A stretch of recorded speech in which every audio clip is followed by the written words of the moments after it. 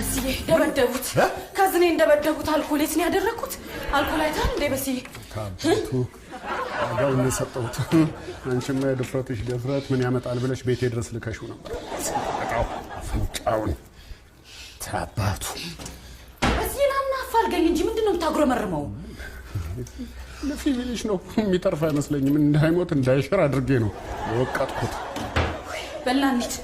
ናንዲት የት እና ባየቤት ነው ለምን እየነገርኩ ካዝኔ በሰው ተደበደበ ከባሰበት ሆስፒታል እንወስዷለን በዛው ፖሊስ ጣቢያ እናመለክታለን ጎሽ ቆይ ካዝንሽ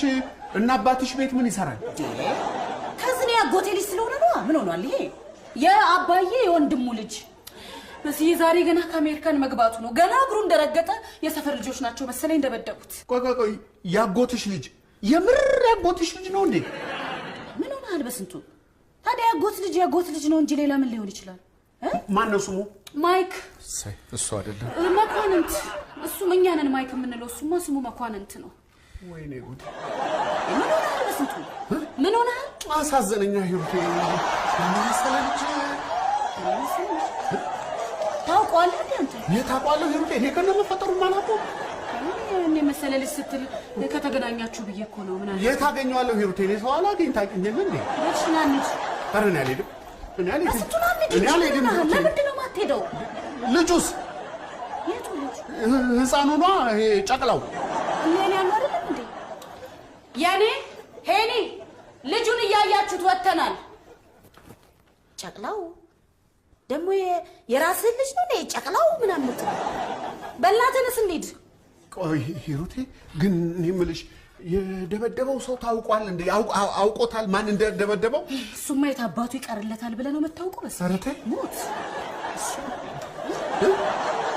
አረሱ ይሁን